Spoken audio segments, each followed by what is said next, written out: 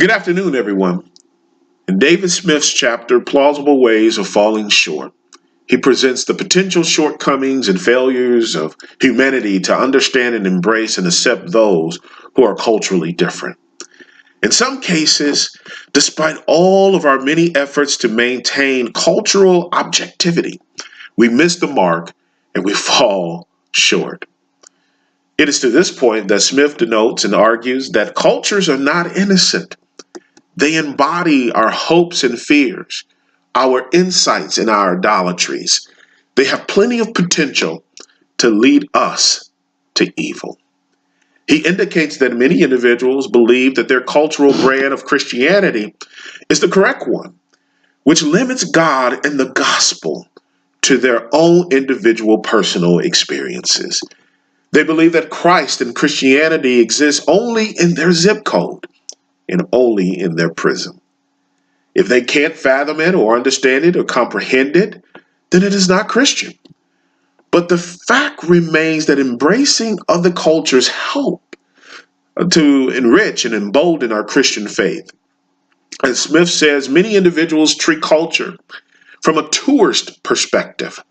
A tourist may visit another country or culture, let's say Haiti, for example, but they limit themselves only to that country's culture that identifies with their comforts and their experiences.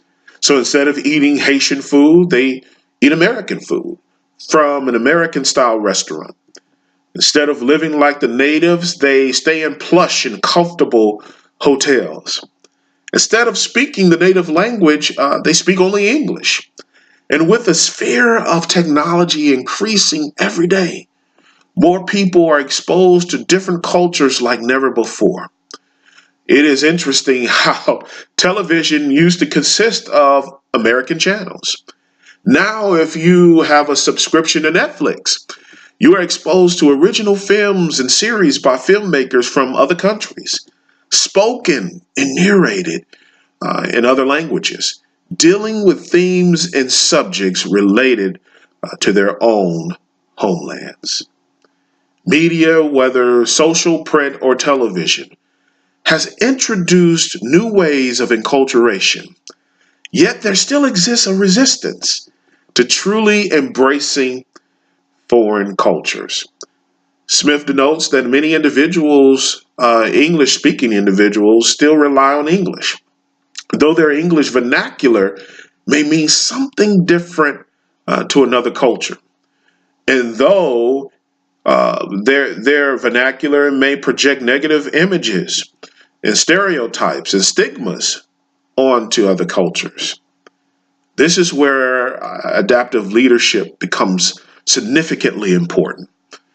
Glover, Friedman, and Jones posit that an adaptive leader encompasses maximum accommodation and assimilation and seeks to understand the context and the setting of his or her surroundings.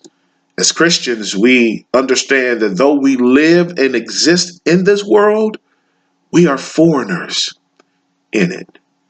As ambassadors of the kingdom of God, we may understand the language, habits, and thought patterns of this world, but we reflect the nature and the values of Christ in his kingdom. 1 John teaches us that do not love the world or anything in the world. If anyone loves the world, the love of the Father is not in them. For everything in the world, the lust of the flesh, the lust of the eyes, and the pride of life comes not from the Father, but from the world. This world and its desires passes away, but whoever does the will of God will live forever. Jesus even taught to his disciples in the Gospel of John that if the world hated him, how much more so will the world hate all of those who are his followers? Why? Because we embrace a totally different culture and a different way of life. If anyone understands what it is like to be a stranger, we do.